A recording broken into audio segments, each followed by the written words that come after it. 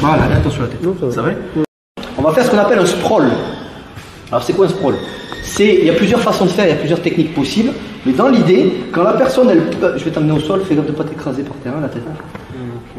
Tu fonces dans mes jambes. Dans l'idée, la personne, elle vous fait un rugbyman, il n'est pas content. C'est la mêlée, il va vous faucher.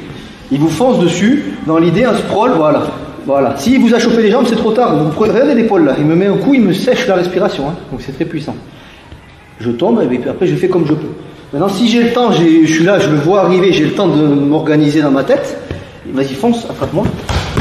Je vais faire ce qu'on appelle un sprawl, c'est-à-dire vous allez reculer vos appuis et vous allez mettre tout votre poids de corps sur le gars pour que lui se tombe et que vous, dans l'idée, vous nous tombiez dessus. Une fois que vous êtes par terre, surtout, on n'est pas dans les cages de MMA, on n'est pas dans les sports de combat. Ne commencez pas des techniques compliquées parce que un agresseur avec un couteau, ça va vite. Et puis la situation peut se retourner contre vous. Il peut ressortir et remonter sur vous. Donc, une fois que la personne, vous êtes tombé sur la personne, si besoin, vous lui faites un cadeau, mais vous vous relevez le plus vite possible pour prendre la fuite ou faire attention à ce qui se passe. D'accord? On refait encore une fois, Jordan, s'il te plaît.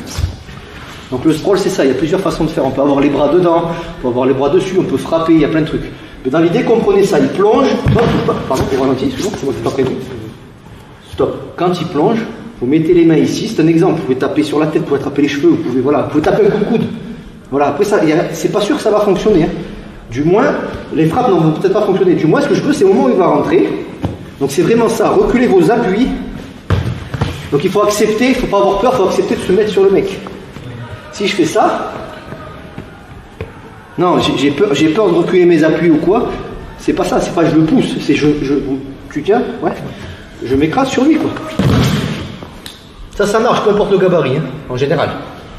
D'accord? Tout est toute une histoire de timing et plus votre poids de corps. Et plus vous êtes lourd, et mieux il va descendre. Dernière fois, vas-y, à vitesse réelle, il vient sur moi. Voilà, attention à la tête. Non, ça va.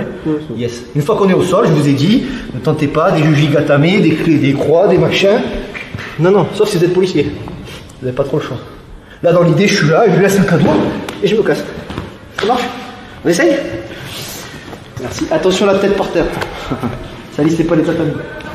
Ça, c'est la version gentille. Quand il fonce dedans, c'est ça quoi. Pour pas blesser. Bon, maintenant, on va commencer à mettre un peu de piment. Premièrement, vous pouvez taper doublement avec les paumes de la main dans le dos. Ça va claquer un peu, ça va te faire du bien si tu as le hockey. Quand il fonce, dans le dos. Ça, c'est un premier niveau au-dessus pour commencer à contre-attaquer pendant le sprawl. Ensuite, je vais aller petit à petit doucement, parce que ça fait quand même mal, c'est quand même le dos. Serrez les poings. Ah, c'est un autre son. Ouais. Bon, vous faites de la musique dessus. Hein. Je plaisante. Dans l'idée, voilà, vous tapez ici avec les poings. Pourquoi pas? C'est un autre exemple. Plus violent, vous pouvez taper avec les coudes. Je dis bien, vous pouvez. J'ai pas dit, ça va fonctionner tout le temps. C'est possible.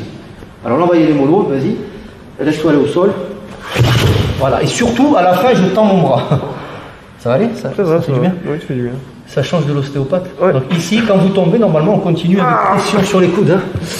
Voilà. Après, on peut nous-mêmes se prendre notre propre poing dans la tronche, ça va très vite. Là, c'est propre, tout va bien. Dehors, c'est brouillon. C'est-à-dire, je vais faire la technique de la salle, il m'a dit de faire les coudes, je vais descendre, je vais me mettre moi-même un uppercuto. Je vais me mettre KO et on va finir comme ça. On n'est pas beau, non? Ok? Allez, encore une fois, s'il te plaît. Donc, testez ce que vous pouvez faire. Beaucoup plus violent, je vais doucement.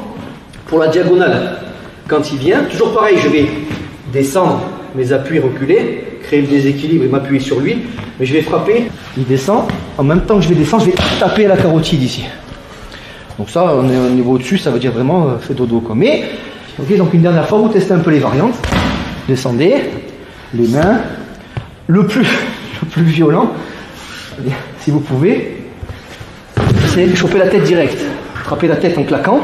Et là, vous êtes sûr que vous tenez, enfin vous êtes sûr, vous tenez globalement bien la tête et quand il descend, vous testez la résistance du tatami, voir si c'est de la qualité ou pas. Si tu souhaites aller encore plus loin, à savoir décupler tes connaissances en self-défense, devenir confiant et efficace en situation réelle, mais ce que je t'invite à faire, c'est à cliquer juste ici. Formation offerte, ou encore sur le lien qui est en description juste sous la vidéo. Voilà, j'espère que la vidéo d'aujourd'hui t'a plu et que t'a aidé à progresser un petit peu plus. Quant à moi, je te retrouve de l'autre côté pour commencer ta formation vidéo offerte. À tout de suite.